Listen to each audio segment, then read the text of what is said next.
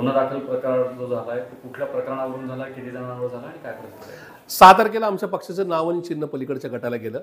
7 तारखेला याच पार्टी कार्यालयामध्ये आमची एकूणच मिटिंग झाली. त्याच्यानंतर आंदोलन बाहेर झालं. आंदोलन संपल्यानंतर मी रस्त्याच्या त्या बाजूला जवळजवळ 13-14 पत्रकारांशी TV चॅनलशी बोलायला गेलो. 20-22 मिनिट त्याच्यामध्ये गेले. आंदोलन मुळात संपलं असं जाहीर केल्यानंतर सुद्धा एक 5-6 कार्यकर्त्यांनी दादांच्या नावाची पाटी तोडली आणि काही घोषणा दिल्या. निश्चित त्या घोषणा निषेधार्ह होत्या. मी तिथून आल्यानंतर माझ्या लक्षात आलं की असा प्रकारे त्याच्यावर मी या संदर्भामध्ये भाष्य केलं. चुकीचा प्रकार घडल्याच्या संदर्भात त्या कार्यकर्त्यांनी तिथून बाहेर पाठवलं. ती पार्टी त्या संदर्भात दुरुस्त करायला लावली. त्याच्यानंतर सायंकाळी मी TV चॅनल्स आणि सगळ्या पत्रकारांना घडलेला प्रकार चुकीचा आहे, त्याचं समर्थन काल आणि आज उद्याही होणार आहे अशा प्रकारचं या संदर्भातली दिलगिरीसुद्धा व्यक्त केली. त्या कार्यकर्त्यांनी सुद्धा या संदर्भामध्ये आमच्याकडून चूक झाली हे मान्य करून माफी मागितली. असं असताना समोरच्या गटाकडून या संदर्भातला अर्ज दाखल केलेला होता. मुळातच त्यांच्याकडून फेसबुक लाईव्ह येऊन या कार्यकर्त्यांनी स्वतःला जाळून घ्यावं, या कार्यकर्त्याच्या घरात घुसून आम्ही तोंडाला काळं फसवू अशा धमक्या दिल्या जात होत्या. ते आम्ही पोलिसांना कळवल्यासुद्धा.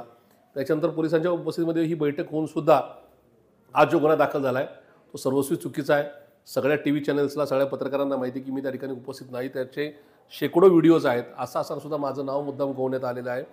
ही गोष्ट या संदर्भामध्ये आता पुण्याने आणि महाराष्ट्रातील जनतेने समजून घेण्याची गरज आहे की सत्तेचा हा गैरवापर आहे. सत्तेतून कुठेतरी पोलिसांना, CPंना, DCPंना या ठिकाणी प्रेशराईज करून हा गुन्हा दाखल करण्यासाठी मजबूर केलं जात आहे. या संदर्भातली भाषा माझी क्लिअर होती. हे 6ही कार्यकर्ते हे मागासवर्गीय समाजातले आहेत. 3 बौद्ध आहेत, 3 मातंग आहेत. त्याच्यामुळे यांना तुम्ही तोंडाला काळं फासण्याची, मारण्याची भाषा करू नका. नाहीतर आम्ही ॲट्रॉसिटीनुसार या संदर्भामध्ये कायद्या सुव्यवस्थेकडे दाद मागू. या ठिकाणी आम्ही अशा प्रकारची भाषा या संदर्भामध्ये कुठंतरी जातीय तणाव होऊ नये म्हणून या संदर्भात माध्यमांच्या द्वारे तिकडे कळवलेले असताना सुद्धा आज चुकीचा गुन्हा दाखल होतोय. या संदर्भामध्ये निषेधार्ह आहे. माझी त्यांना विनंती आहे की अशा प्रकारचं दडपशाहीचं राजकारण करू नका आणि केलं तर त्याच्याने आम्हाला काही फरक पडणार नाही. आदरणीय पवारसाहेबांची साथ संविधान आणि लोकशाही वाचवण्यासाठी आम्ही देतोय.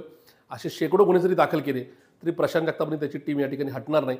पण या निमित्ताने हे त्रिकुटांचं जे राज्यातलं आहे ते दडपशाहीने या ठिकाणी सगळे पक्ष संपवायला निघालेत हे मात्र सिद्ध झालेलं आहे. पोलिसांवर अजितदादांचा सरकारचा दबाव आहे 100% आहे.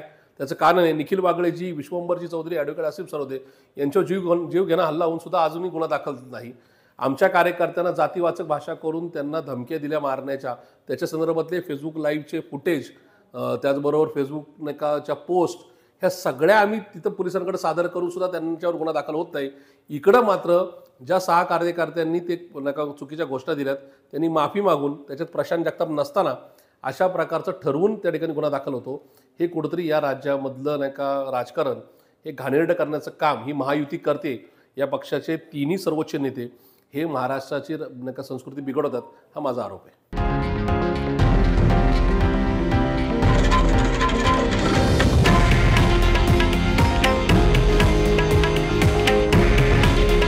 हे आहे देशातील नंबर 1 न्यूज नेटवर्क आणि आपण पाहत आहात TV9 मराठी. काळजी तुमची, हित महाराष्ट्राचं.